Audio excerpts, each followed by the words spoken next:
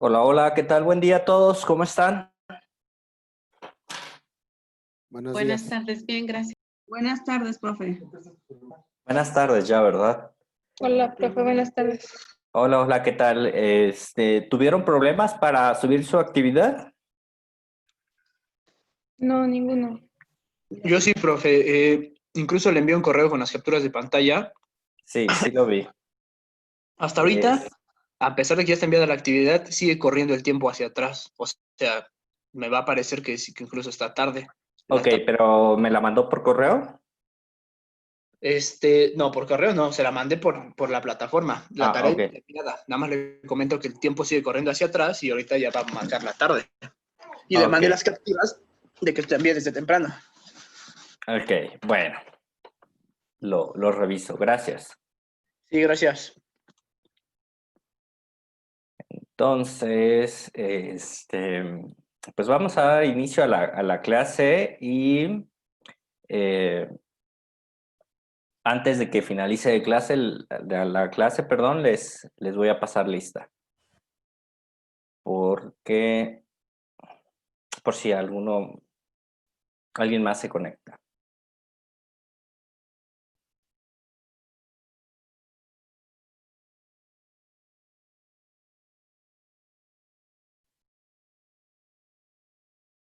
Ok, ¿todos logran ver mi pantalla? Sí, profe. Sí, bueno. Pues bueno, vamos a dar una pequeña recapitulación a todo lo que hemos estado viendo. Recordarán ustedes que al inicio de esta unidad analizamos la evolución del sistema financiero, ¿verdad? Su estructura, cómo ha venido evolucionando a lo largo de todo este tiempo. Veíamos pues que el sistema financiero mexicano está regido por la Secretaría de Hacienda y Crédito Público, oyendo las recomendaciones, opiniones del Banco de México, y el Banco de México juega un papel muy importante dentro de toda la estructura del sistema financiero mexicano, pues es el que inyecta liquidez al mercado a través de la banca comercial. Nosotros nos vamos a centrar dentro del sistema financiero mexicano, nos vamos a centrar en el estudio del sistema bursátil, ¿de acuerdo? Que ese es el objetivo fundamental de esta materia. Comprender la estructura del sistema bursátil. Por lo tanto, en la clase pasada habíamos estado viendo, voy a ponerle acá pantalla completa. Okay. Estamos viendo el sistema bancario, que el sistema bancario está compuesto por dos tipos de bancas. La banca comercial, que son todos aquellos bancos que comúnmente conocemos, ¿verdad? Que está destinada a captar dinero del público ahorrador y de los inversionistas. También tenemos a la banca de desarrollo manejada por el gobierno federal.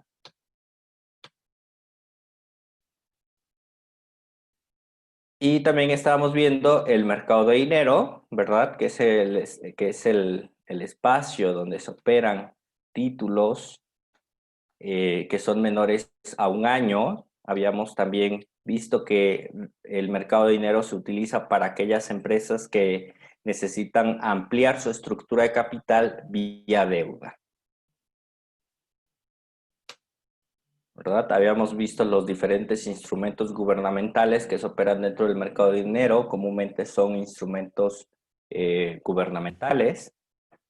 El más característico de estos instrumentos es el CETE. Sí, también tenemos instrumentos privados emitidos por los bancos comerciales, como el certificado bursátil, los pagarés con rendimiento liquidable al vencimiento y las aceptaciones bancarias. Ahora vamos a entrar a ver el mercado de capitales, cómo está compuesto. Sí, fíjense que el mercado de capitales es el conjunto de oferentes y demandantes de fondos a plazos que son mayores a un año y que están representados por instrumentos que también Se van a dedicar tanto a la captación como a la captación de recursos, tanto de mediano y de largo plazo, ¿de acuerdo? A través de todos sus instrumentos que se operan y en los submercados también que están dentro del mercado de capitales.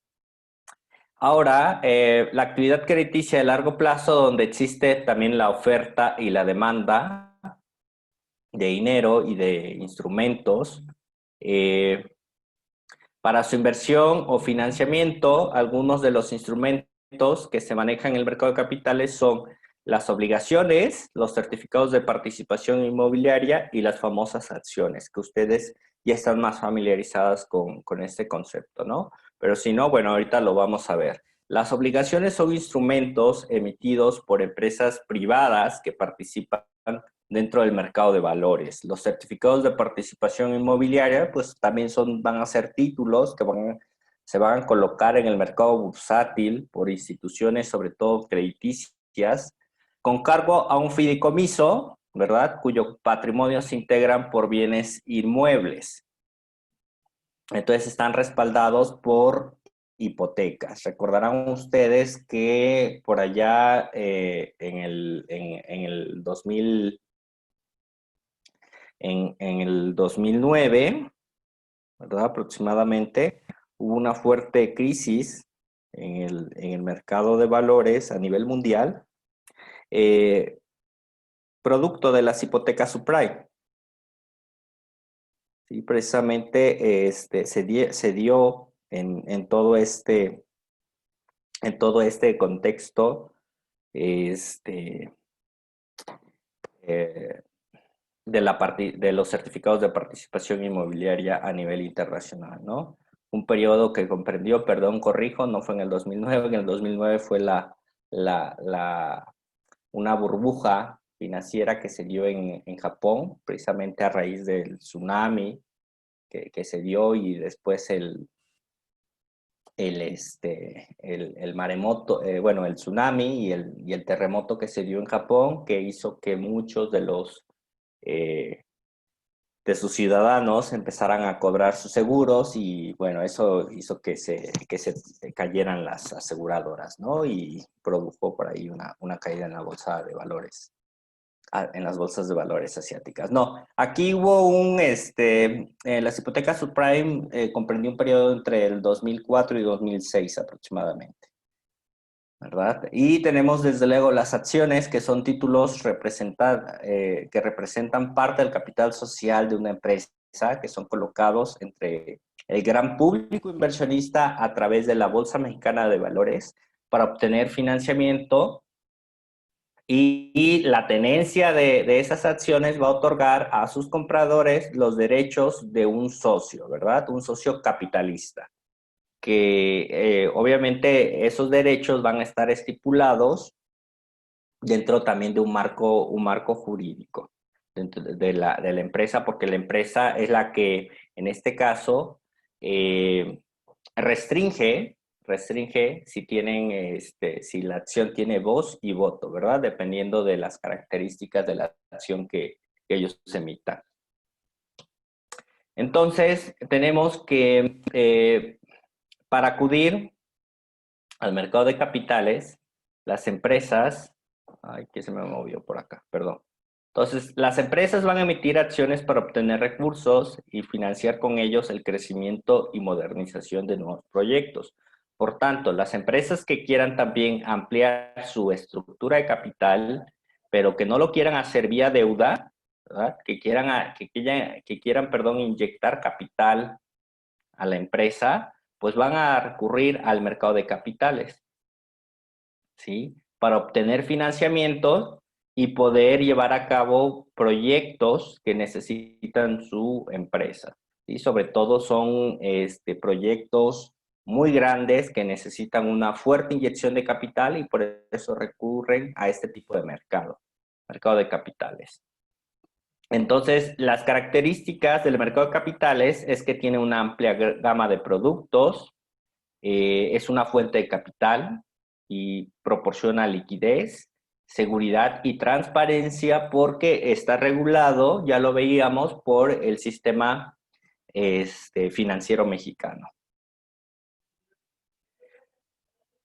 Ahora, dentro del entorno económico del mercado de capitales, tenemos dos aspectos importantes que tenemos que considerar para el estudio del mercado de capitales. Tenemos a la teoría del inversionista, ¿sí? Y tenemos a los aspectos macroeconómicos. Por teoría del inversionista, ¿sí? Que este es prácticamente a lo que nos vamos a enfocar,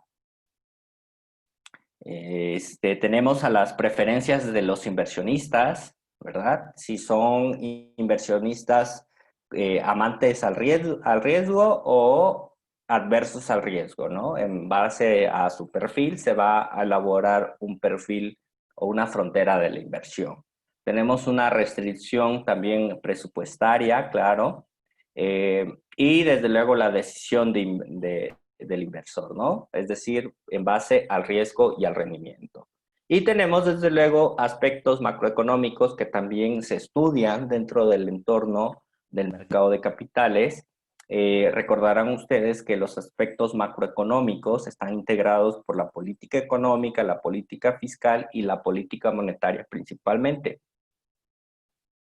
¿Sale? Entonces, aquí, por ejemplo, en nuestro país, la política monetaria está llevada a cabo por el Banco de México, mientras que la política fiscal está llevada por la Secretaría de Hacienda y Crédito Público. Y la política económica, pues ese va a ser el resultado, o en algunos casos también conocida como política macroeconómica, va a ser el resultado, ¿verdad?, del manejo tanto de la política fiscal como de la política monetaria propiamente.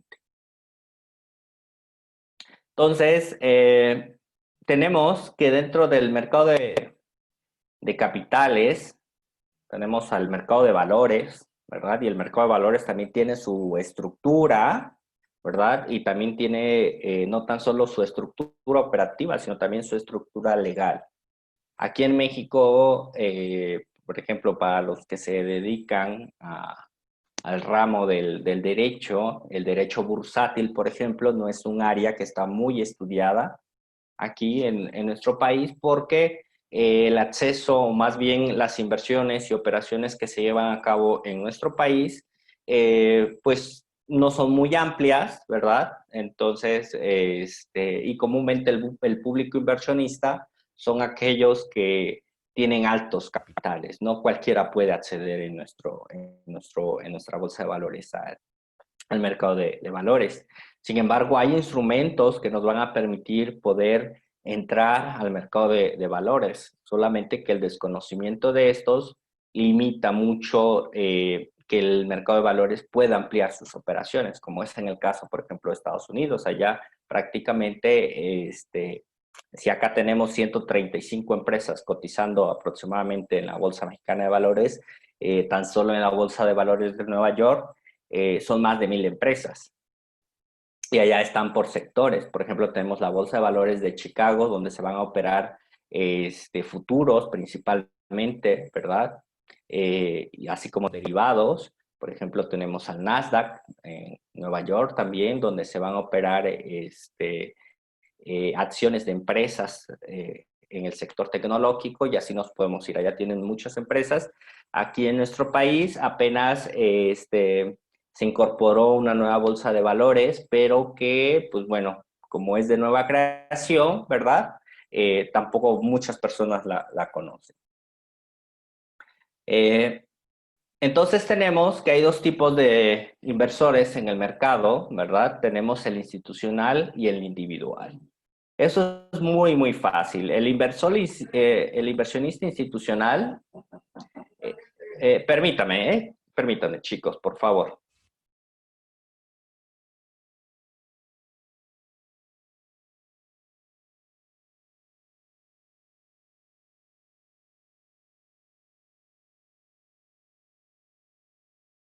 Perdón, ya estoy de vuelta con ustedes. Es que me llegó un paquete de Amazon. Miren qué genial es esto, ¿no? Entonces, bueno, perdón, ¿dónde estaba? ¿Todavía me escuchan? Sí, ¿O no? Ok, perfecto. sí, Gracias. profe. Perdón, discúlpenme. A ver, tengo algo en el chat. Me dicen, ok, gracias. Gracias, Jesús. Entonces, dentro del... Tenemos dos tipos de inversionistas dentro del mercado de valores. Apaguen sus micrófonos, por favor. Gracias, para que todos podamos escuchar. Muy bien, gracias. Entonces tenemos al inversionista institucional, que va a ser aquella organización que va a invertir en capital propio o a través de instrumentos o productos financieros que van a generar una rentabilidad. ¿De acuerdo? Y tenemos los inversionistas individuales que realizan la misma actividad que el inversionista institucional, pero en cantidad mucho menor y directamente proporcional a su capacidad de ahorro. Y por eso acá en la clasificación veíamos, ¿verdad?, que dentro de la teoría del inversionista se estudia la restricción presupuestaria, porque juega un papel muy importante precisamente para las decisiones de inversión. Entonces, no es lo mismo un inversionista institucional, que a lo mejor tiene más capital para invertir que un individual, ¿verdad? O un particular como ustedes o como yo. No tenemos la misma fuente de capital para invertir. Entonces, básicamente, el inversionista institucional van a ser empresas y el individual, pues van a ser las personas como ustedes o como yo, ¿no? Las personas que tienen un ahorro y con ese ahorro lo invierten en el mercado de valores a través de la Bolsa Mexicana de Valores. El mínimo, por ejemplo, para operar en la Bolsa Mexicana de Valores es de $500,000. Es lo que pide la Bolsa Mexicana de Valores. Entonces, ustedes acuden a una casa de bolsa, ¿verdad? Esa casa de bolsa, pues les va a llevar su portafolio de inversión.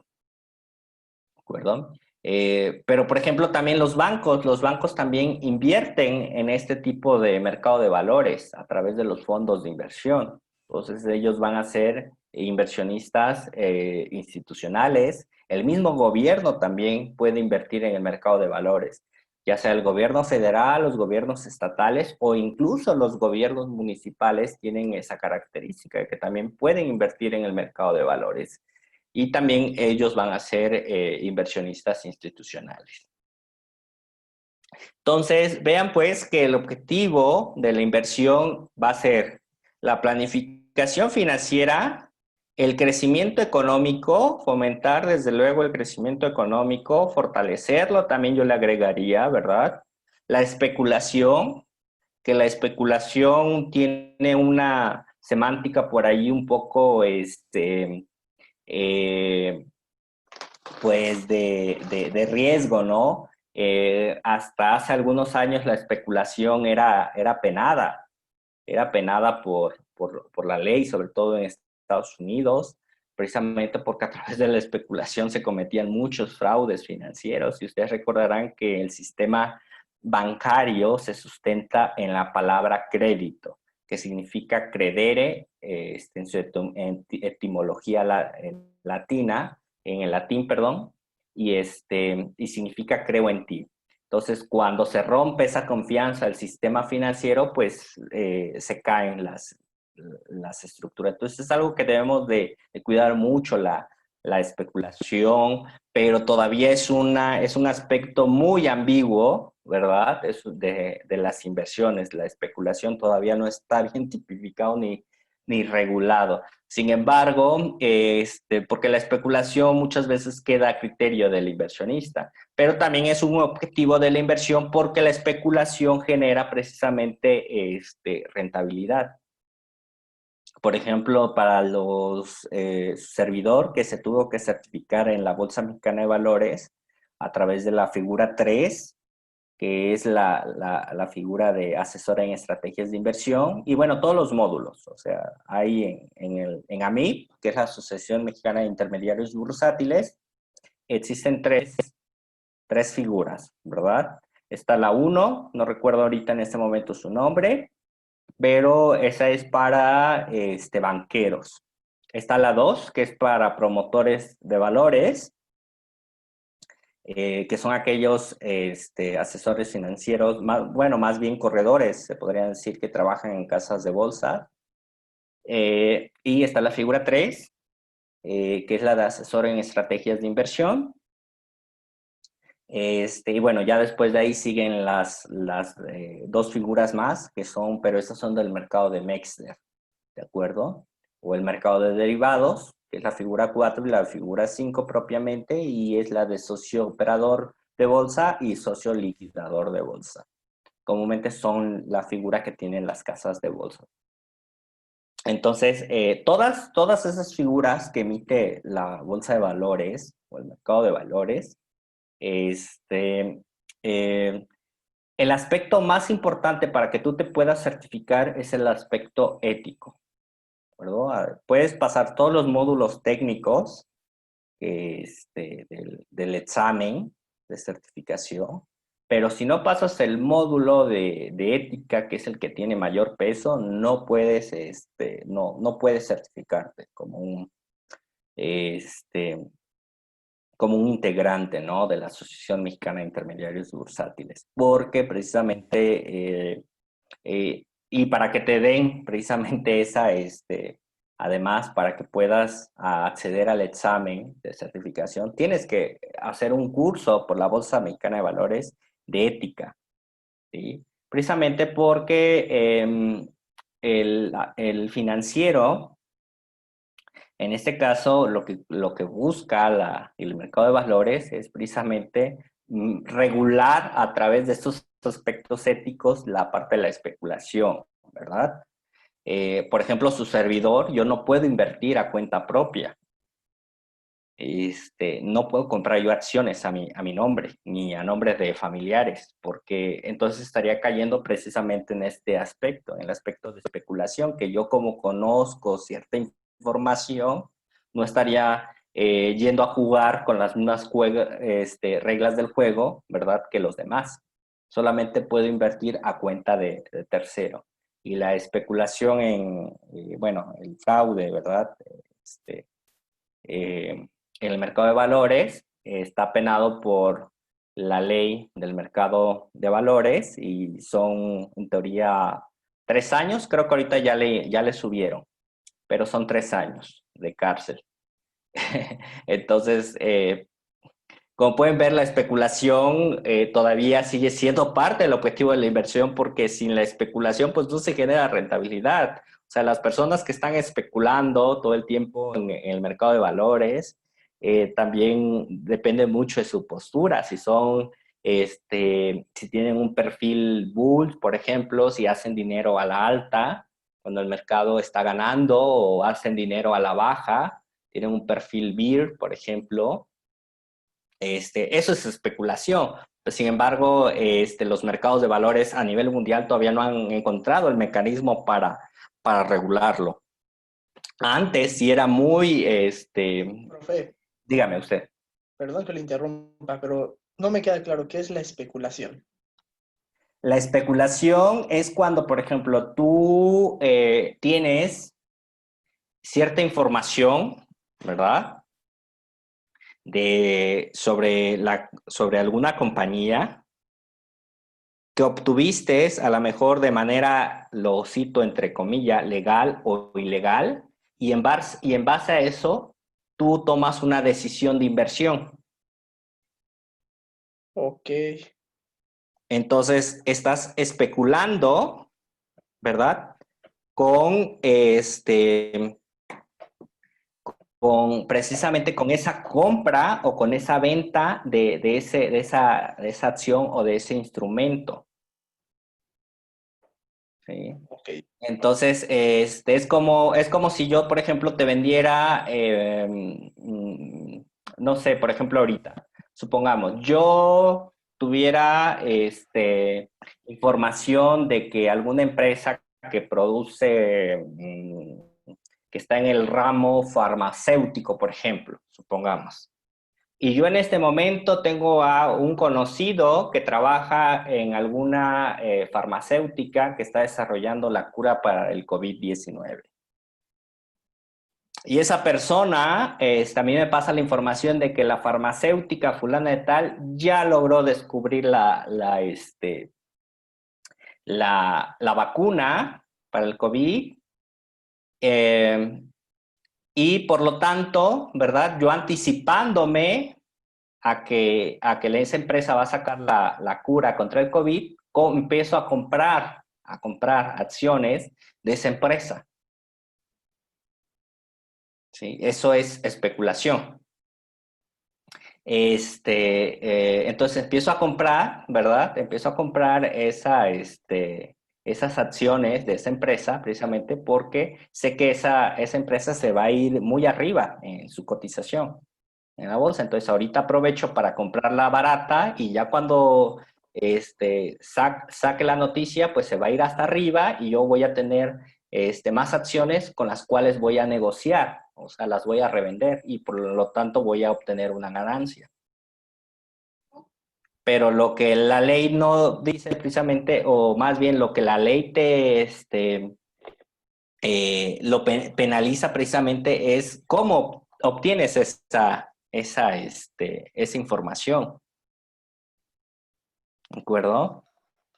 Entonces, eso, por ejemplo, es algo ilegal porque no lo, o sea, y lo pongo entre comillas también porque también hay muchas lagunas en ese aspecto. Y no podemos nosotros, pues, prestarnos para esa situación, porque entonces estaríamos descompensando al mercado. Sin embargo, se da la especulación y se da mucho. Por eso es que, por eso es que, por ejemplo, se han producido todas estas burbujas financieras. Hablábamos hace un momento de las hipotecas subprime, precisamente se dieron porque muchas de las personas que invertían en estas hipotecas especulaban con esos títulos inmobiliarios, que sabían que no tenían ningún valor, que eran fondos basura, ¿verdad? Y sin embargo las calificadoras se prestaron para ponerle una buena calificación crediticia y poderlas renegociar en el mercado. Entonces así se estuvo moviendo hasta que, bueno, la burbuja ya no lo soportó más y explotó. Entonces hay muchos blancos y negros en cuanto a la especulación, ¿no? Porque yo también puedo especular en base a lo que yo creo o en base, por ejemplo, a mi análisis fundamental de la empresa o en base a mi análisis técnico. Esa especulación, por ejemplo, es buena, porque tú estás haciendo una proyección de que crees que la empresa, tal o cual, va a tener incrementos en su ganancia y por lo tanto va a cotizar más alto en bolsa, pero en base a un estudio a lo mejor que tú traes, ¿verdad? De fuentes tanto fundamentales, del análisis fundamental que se maneja y del análisis técnico, por ejemplo. Eso sí es válido. Pero obtener información de manera ilegal o información confidencial de una empresa que no está pública la información, esa especulación es mala. No sé si me estoy explicando. ¿Quién eres? Hola, hola. Soy Miguel Borges. Sí, Miguel. sí es ¿Sí? claro el tema. ¿Sí, Bueno, te sí es quedó más claro. claro la especulación? Sí, más o menos sí entendía el concepto, pero no entendía por qué, bueno, el comentario que hizo usted de que como que podía ser legal o ilegal. Pero ya me quedó un poco más claro ese tema de por qué podría ser ilegal. Sí. Por eso te comento. Es cómo obtengas la información. Obtener la información. Así es de qué manera vas a obtener tú la información.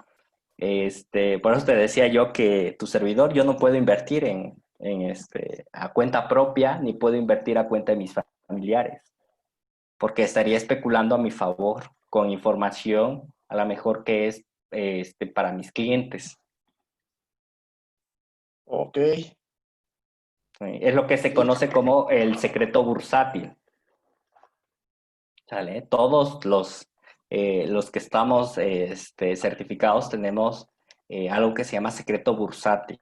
Entonces tenemos que guardar la información, ¿verdad? Sobre todo si trabajamos para alguna empresa o no podemos, por ejemplo, a lo mejor trabajar en gobierno y también tener un puesto a lo mejor en, este, por ejemplo, en alguna junta accionaria de alguna empresa o cosas así. No, no se puede, pues. Hay un marco regulatorio precisamente para evitar, y sin embargo se cometen. Vean que sin embargo se cometen, por eso es que tenemos tantas burbujas financieras, porque hay muchos inversionistas que que desafortunadamente la avaricia los mueve, ¿verdad? Por eso dicen que la avaricia es el mal de todas las crisis, porque el avaro siempre va a querer más y más y más, no se va a conformar con poco. Y por eso es que se crean estas burbujas financieras y ya han visto todos los colapsos que hay en el mundo, en las economías, ¿no? A través de estas especulaciones que se dan. Entonces es muy importante también que actuemos con total ética en el manejo de la información, ¿de acuerdo? Para que la especulación, pues bueno, no te genere algún problema. Pero forma parte del objetivo de la inversión, la especulación, sí, porque al final de cuentas, el que tú especules con la compra o venta de alguna acción te va a dar una rentabilidad, ¿verdad? Pero les digo aquí, por eso es que ahondé mucho el tema de la especulación, porque la especulación tiene sus claros y tiene sus negros. Desafortunadamente, no, hay muchos vacíos, muchos vacíos todavía que hay Profe, que, hay una que pregunta. trabajar. Sí. Bueno, lo referente de la especulación, pero es cuando sucede también de la compra y la venta del dólar, ¿no? Eso es especulación también, claro, porque tú estás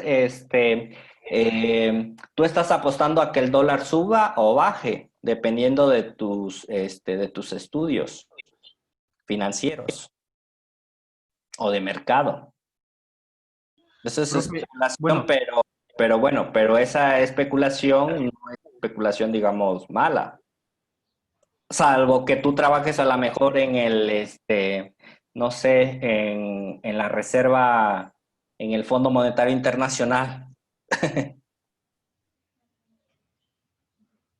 porque yo decía, bueno, ve que ahorita que sucede esto, lo del COVID y todo eso, Ujú.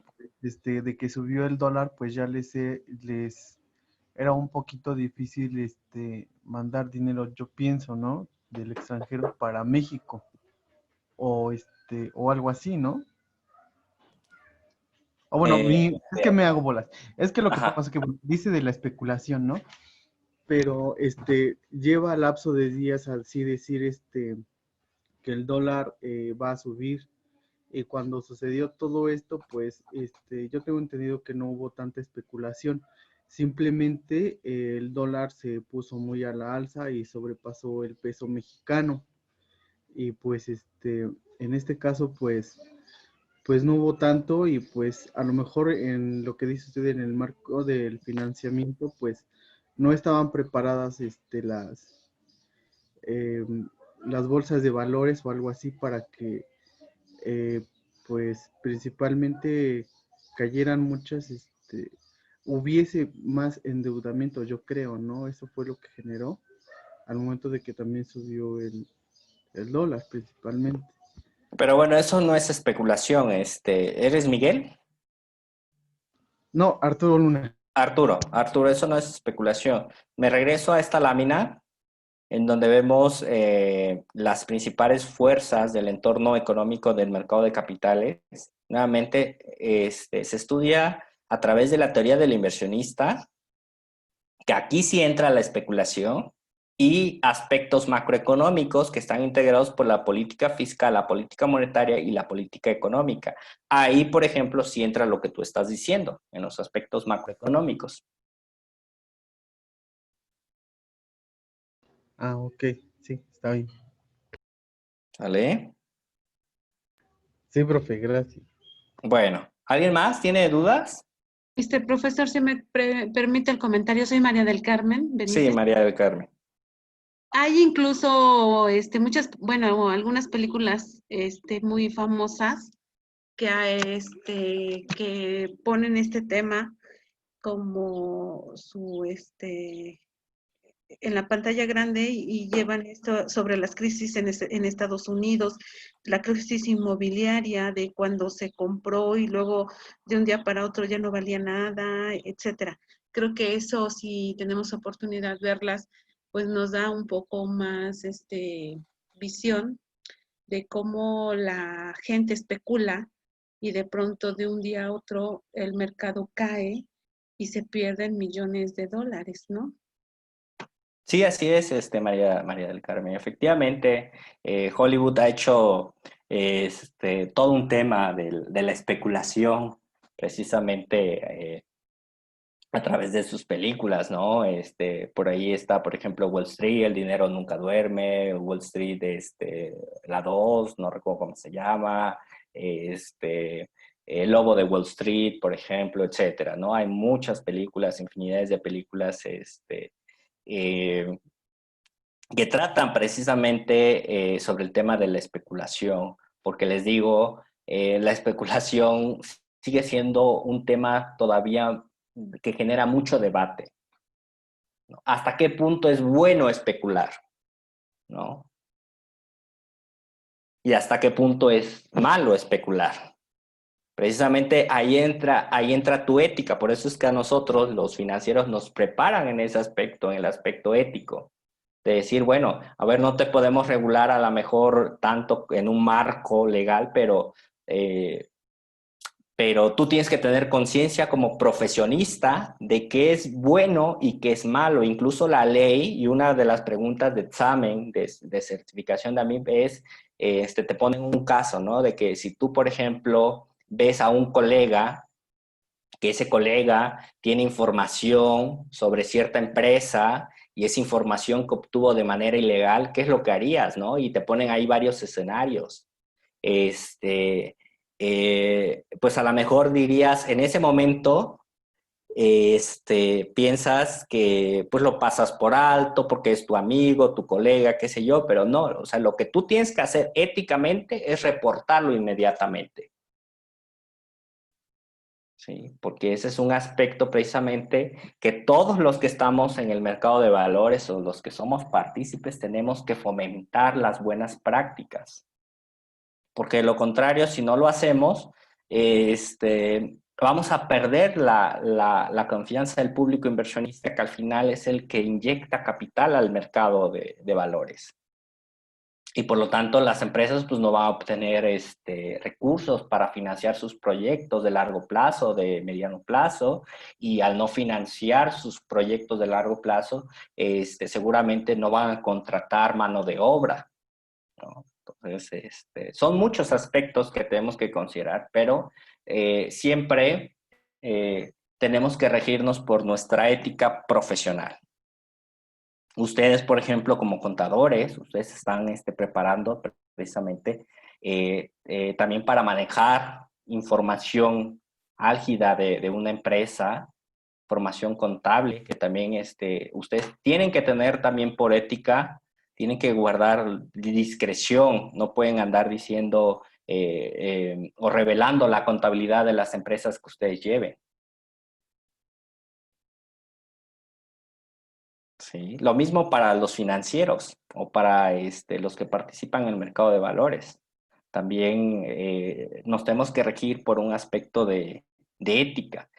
Sin embargo, como la ética no es la misma para todos, por eso es que muchas veces las personas toman la especulación y la transforman en algo negativo. Y pues bueno, ya hemos visto los resultados, ¿no? ¿Dudas?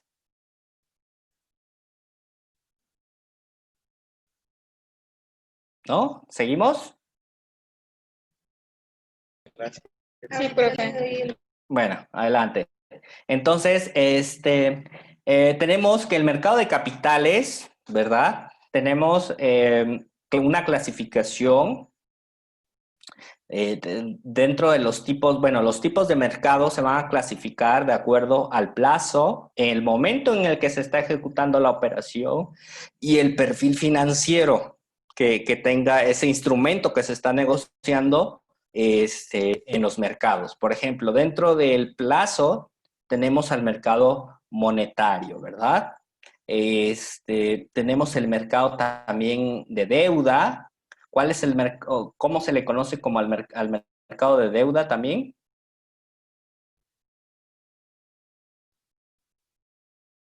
Esa puede ser pregunta de examen. ¿Eh?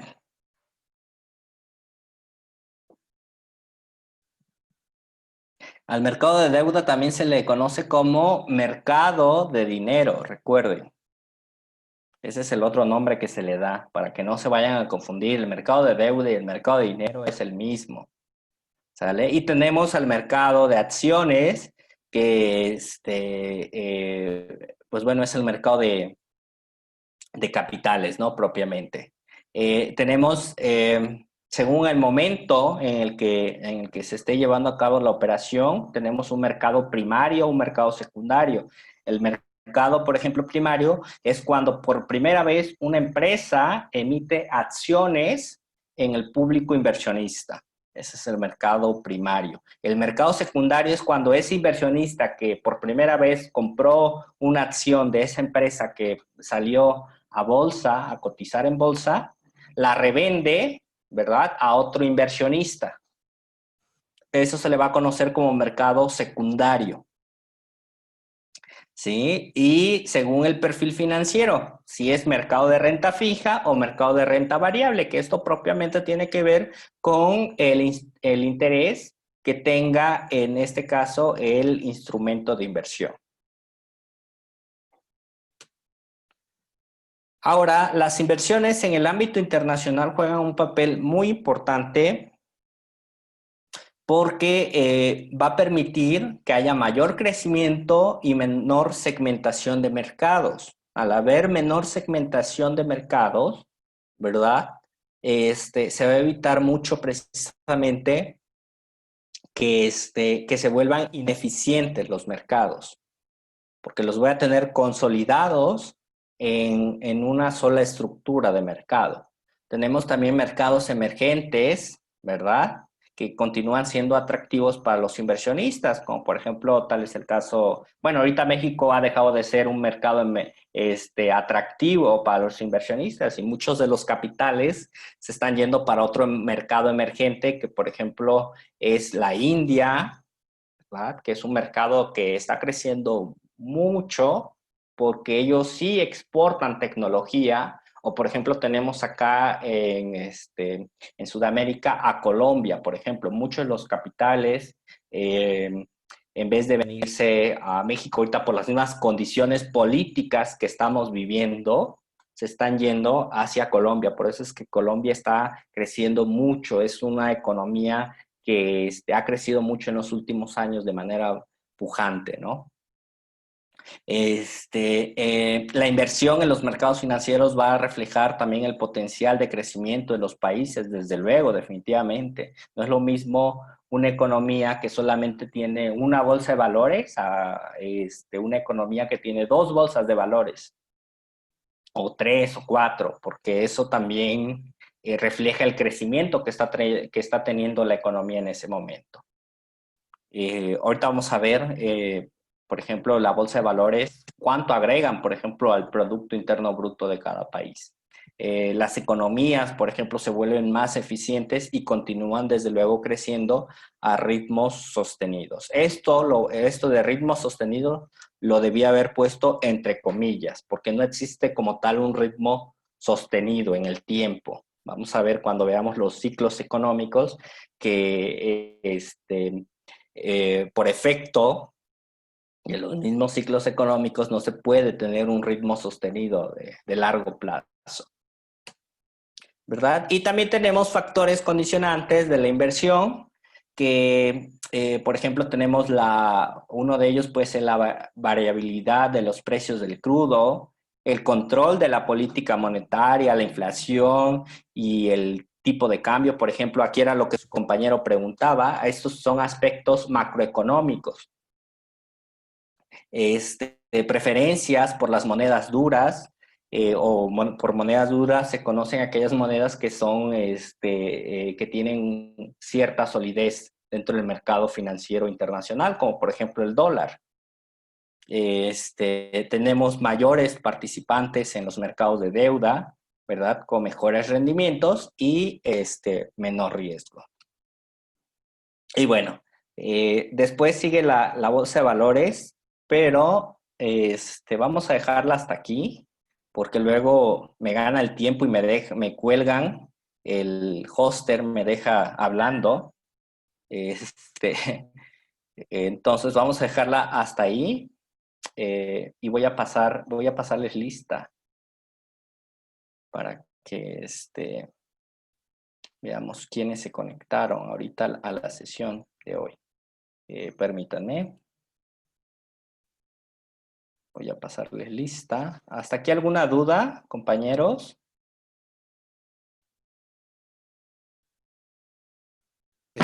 Yo en lo último, profe, lo de factores condicionantes de la inversión, vi un punto que decía variabilidad de los precios del crudo. Y realmente ahorita hemos visto un cambio muy drástico en cuanto al petróleo, al crudo a nivel mundial, y la verdad yo no lo entendí bien cómo afecta o por qué bajó el precio del crudo aquí en México. Bueno, la gasolina referente al crudo a nivel mundial. Bueno, déjame paso lista y ahorita te lo explico, porque si no, a lo mejor el hoster me va a dejar como la semana pasada hablando y ya no voy a poder finalizar. Ahorita te lo aclaro. ¿Eres Alejandro? Sí, correcto. Ok, Benítez de la Fuente. ¿Está Benítez de la Fuente? Sí, perdón, presente. Carrión Rivera. ¿Carrión Rivera se conectó o no? Bueno. Cid Rodríguez. ¿Sabes si mañana va a haber? Cid Rodríguez, Miguel, sí, ¿verdad? Creo que sí. ¿Hoy hay plantación o siembra de algo? Apaguen sus micrófonos, por favor. Gracias. Claudio Norberto. Claudio Norberto, ¿se conectó o no se conectó? ¿No? Bueno. De los Santos González. Presente. Lozano Rojas. Lozano Rojas, ¿no se conectó? Bueno. Luna Ortiz. Presente. Ramírez Martínez. Presente. Rodríguez Barrientos. Presente. Sánchez Abúndez. Presente. Solís Olmos. Solís Olmos. ¿No? Bueno. Viviar Galvez. Presente, profe. Bueno, correcto. Entonces, el chat, a ver, presente. Profe, dice Julián que sí está presente, pero que no sirve su audio. ¿Apellido de Julián cuál es? Lozano Rojas. Ok, ¿alguien más? Si no, ya voy a mandar la lista de los asistentes. Lozano Rojas, ok. Correcto, gracias. Perdón. Bueno. Listo. Correcto. Ok, bueno, entonces, referente a tu pregunta, claro que las variables, ¿verdad?, de los precios del crudo influyen mucho en las decisiones de inversión del público inversionista, sobre todo inversionistas que son tradicionalistas, ¿no? Vamos a llamarles así, inversionistas tradicionalistas. Recordarán ustedes que mucho de la fuerza económica que tienen los países precisamente es su capacidad que tienen en cuanto a sus recursos de hidrocarburos, llámense petróleo, por ejemplo. Entonces, México, por ejemplo, en el caso de México, México. México es un país que depende mucho, en gran medida, de los precios del crudo, porque somos un país todavía muy dependiente del petróleo, ¿verdad? Porque nosotros no exportamos, por ejemplo, tecnología, ni desarrollamos tecnología. No, Perdón. Soy Josefina. Miguel Ángel sí también está diciendo que tiene problemas con su audio. Por eso no pudo pasar lista. Sí, ya lo vi y le puse asistencia. Ah, ok, perdón, gracias. Entonces, tenemos, ¿verdad? Que, por ejemplo, en el caso de México, que somos un país muy dependiente del petróleo, esa es una de nuestras mayores fuerzas económicas, porque, bueno, nosotros no exportamos tecnología, no exportamos talentos, no exportamos, estamos muy deficientes también en cultura y otros aspectos que pudieran generar inversiones. Y también dependemos económicamente de las remesas que mandan nuestros paisanos que están sobre todo en Estados Unidos. Es una fuente que inyecta liquidez al mercado nacional. Por eso es que Donald Trump, pues aunque el presidente diga y vocifere que la cordialidad y no, pues es que él está obligado a ser cordial con Estados Unidos porque en cualquier momento que Donald Trump quiera cerrar las fronteras, México pues sabe, o detener, por ejemplo, las remesas que mandan nuestros paisanos a México, sabría que les estaría dando un fuerte golpe a la economía mexicana. No es que quiera ser cordial, más bien es que tiene que ser cordial porque Profe, pues así es, ¿no?